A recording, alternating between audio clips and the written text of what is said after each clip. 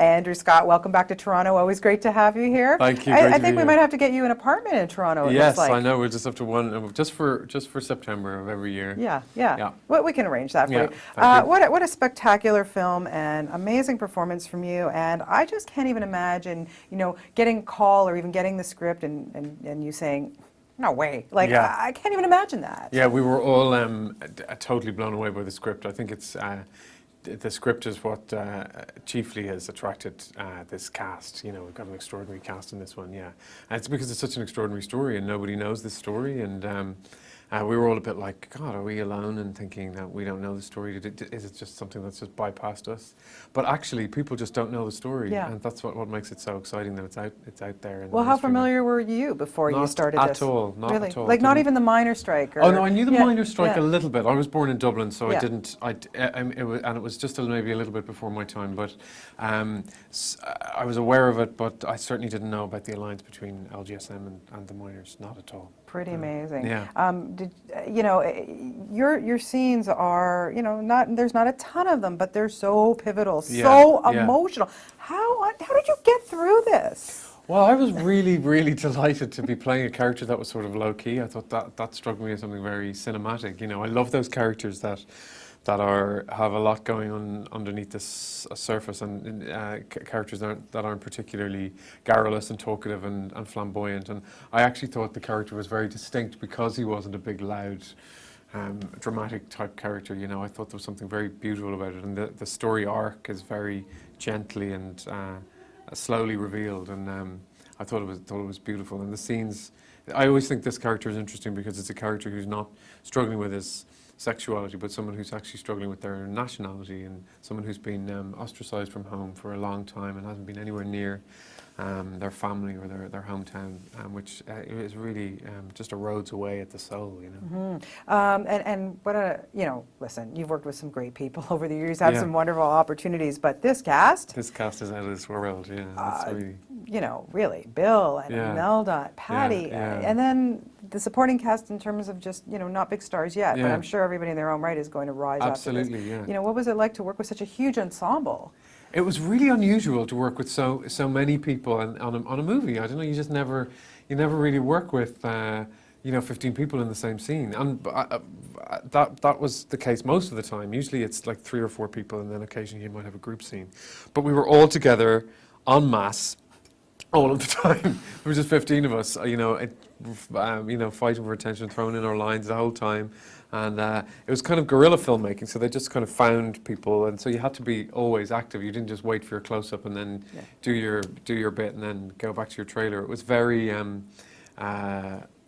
ensemble based the whole time, and so we all hung out with each other the whole time. I mean, we couldn't have a film about solidarity and friendship and have everybody sort of separating off into their own little Right, and that's what I was rabbit saying. warrens. Yeah, because to me, I would think, like, from the Bills and the Imeldas on to, whatever, Yeah. there was no egos involved here, I No, would think. absolutely not. The, Yeah. the story is too important for that, and everybody wanted to be there, and everybody was very happy because I think the chief charm of the script as well is that everybody has a moment in the script. Everybody has a moment where you think, oh, there aren't characters that are just sort of serving the plot and or facilitators and stuff. So that's what the great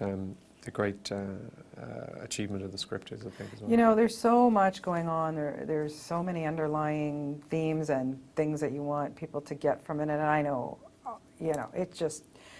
you can't even put it into words what you Yeah. feel when you come out of this Yeah, film. absolutely. How did it change you as a person?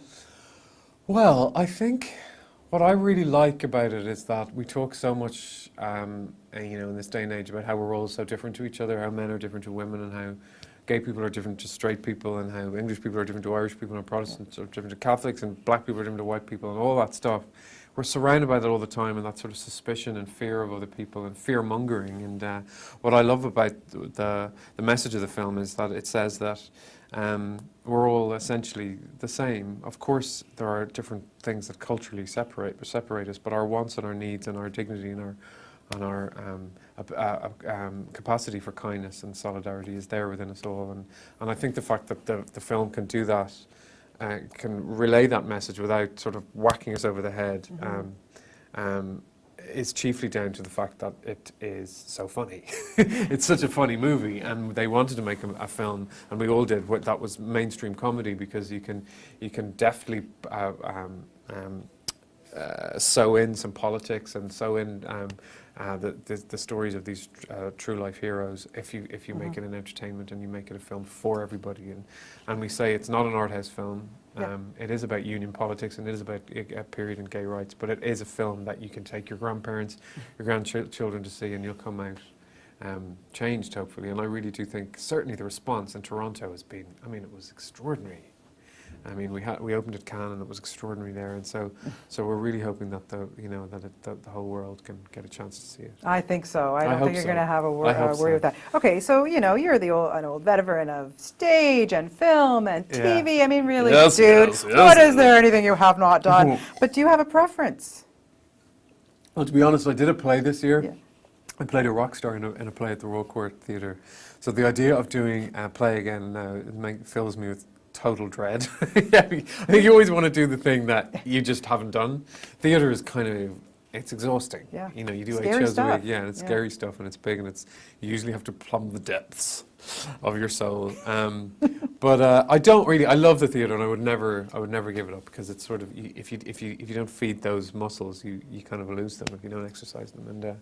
And so yeah, what's been so great over the past year, even though I'm exhausted, is to have done lots of stuff. I did Ken Loach. I think just Yes. before we spoke last year, I was Yeah. about to go off and do Ken Loach, and then did Pride and did Frankenstein, which is my Yes. first sort of.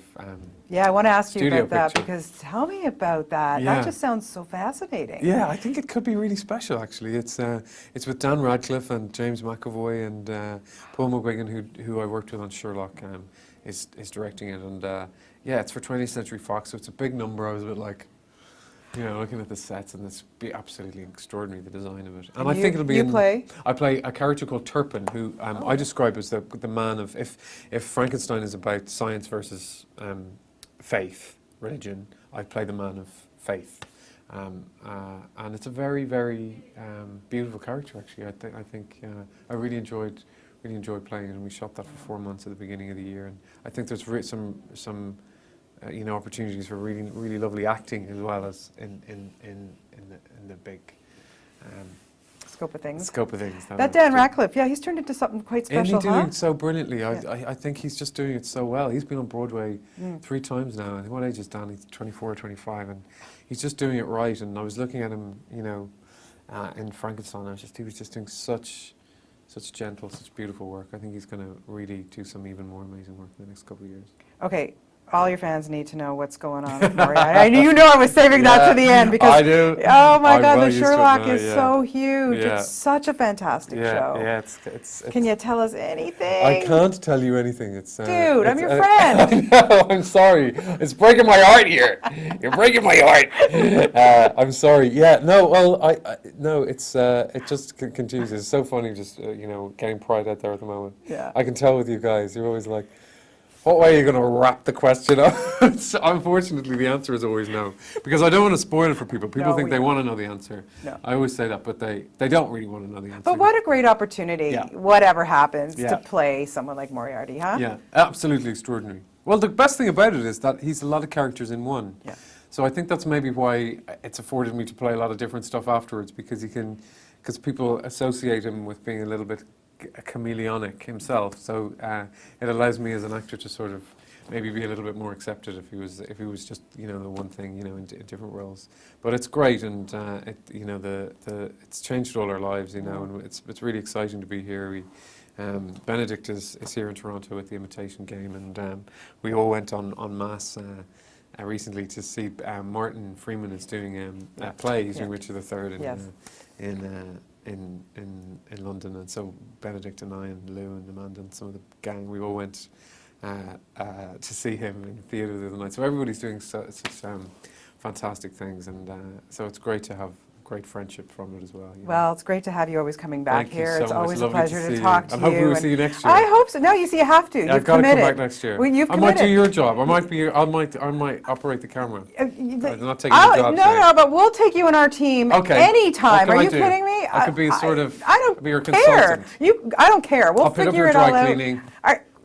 No, we'll find something a little higher up on the food chain. Okay, I don't for you, mind. you know. I'll do You anything. can get my coffee. I'll get your coffee. Oh, okay, this Yeah, is all yeah, good. We it's have good. it on. Sorted. We have it on. Andrew, love you. Always great to talk to you. Thank Fantastic. you. Lovely So to see you best of too. luck with this movie. Thank It's you so much. fantastic. Thank you very Pleasure, much. Thanks, pleasure. Emil. Thank you. Thanks, Emil.